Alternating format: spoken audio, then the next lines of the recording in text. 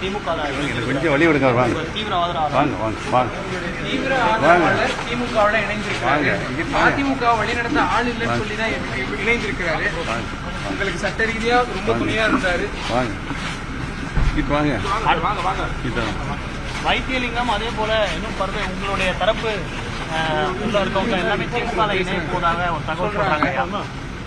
முதல்ல நீங்க மனோஜ் பாண்டியன் அருமை நண்பர் திரு மனோஜ் பாண்டியனை பத்தி நீங்க கேள்வி கேட்டீங்க. எல்லாம் நன்மைக்கு. வாங்க. செங்கோட்டையனையும் கட்சியிலிருந்து நீக்கி இருக்காங்க சார்.